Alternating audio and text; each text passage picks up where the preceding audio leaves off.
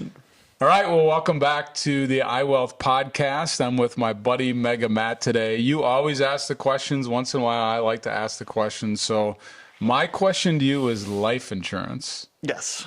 Should a person own it? When should you own it? No, I mean, you obviously understand what life insurance is, but when do you recall, like, when did you pay attention to life insurance personally? I'm putting you on the spot. No, that when I had my daughter. Okay. All of a sudden it meant something to you? Then it meant something. Yeah. So, What about when you got married? you know, she was a big deal, but my daughter is a big deal too. You know, one of the things that people don't understand is that life insurance is a really tax efficient vehicle at death. We don't want to talk about death, but guess what? We're all going to die someday, right? But it's really tax efficient. And so I don't know if you know this, but when you die and someone else's dies and the death benefit's paid out, that death benefit is income tax free. Mm-hmm. And so, you know, you got married, you had grace, you bought a life insurance policy, and heaven forbid you weren't sitting here. And last week I'm sitting with Carol and I have a life insurance check for her for $1 million. She has no income taxes to pay on that. Like that money goes into the bank or gets invested or does what pays out the debt, whatever she wants to do with it, right? From a planning standpoint.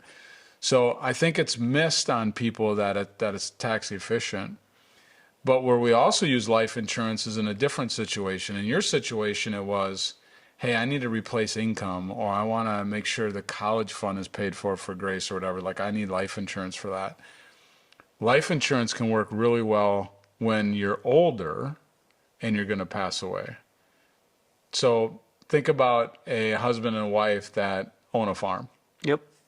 And they have 3 different children, and 1 child's on the farm and 2 children are off the farm, and the farm's going to go to the 1 child working there.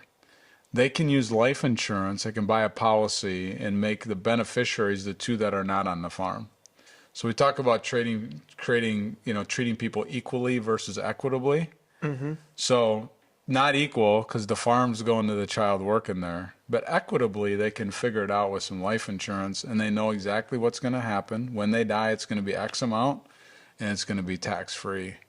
And then lastly, people need to understand that life insurance is factored into their estate tax.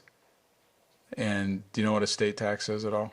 Yeah, explain it to me. So when we die, we all have stuff. Yep. We have life insurance that we're talking about. We have cars and houses and whatever. All that stuff equals X amount of dollars. And the federal government says you can die and have $12 million in some odd cents today and not pay any estate taxes. State of Minnesota, it's around $3 million or so. So let's say that you passed away and your stuff was worth $1 million. But let's say you had a $10 million life insurance policy. Mm-hmm. If that life insurance isn't owned in what's called a trust, and the beneficiary is your wife, she'll receive the money with no income taxes. That's true. Yep. But she might have to pay estate taxes on it because it becomes part of your estate. Now your $1 million is worth $11 million because you had a $10 million life insurance policy. Yeah. So you just have to, when it comes to insurance, it's a really cool vehicle. It has to be owned correctly. We've did some podcasts on cash value life insurance versus term, things like that. But it can be a really good place to have tax efficiency at retirement, actually at death, I guess, you know.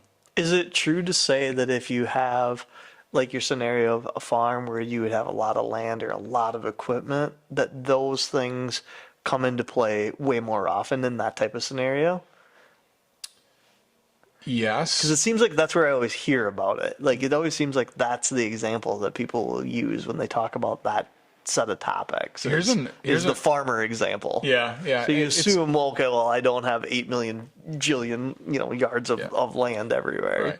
But it could be a business too, right? You have 1 child working in the business, could be a computer repair shop. Okay. And you're going to give the computer repair shop, but you want to treat 1 the child. other kid. Yeah. So it can be there too. But it's typically business owners is where you'd see it, whether it's a farmer.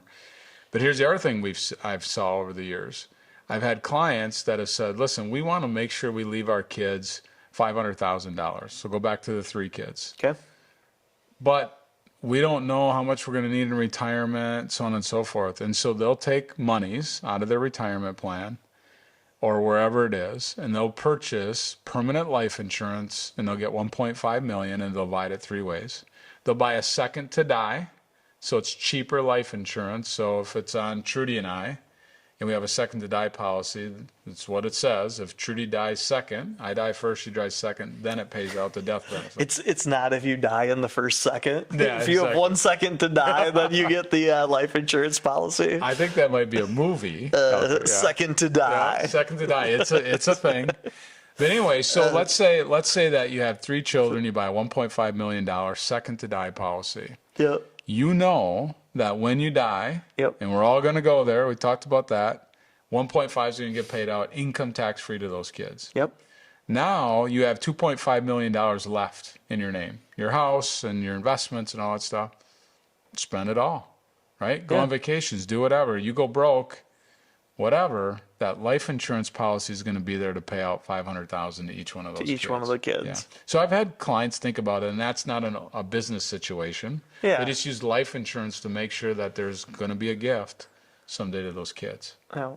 And it probably helps those people too, like kind of sleep a little better at night, knowing that each one of the kids is paid out evenly, Sure. and they know exactly how it's going to play out, regardless of what they do. Yeah. Like there's some comfort in that. And they don't have to alter their plans to go to Hawaii next year Yep. because now we're not going to have as much money for our kids someday. Yeah. We took care of them. Very cool. All right. Anything else? No, I'm good. No. And 1 second to die is the second person to die, not 1 second to die. That was the big takeaway for me. You got it. All right. We'll see you back here next time on the iWealth podcast.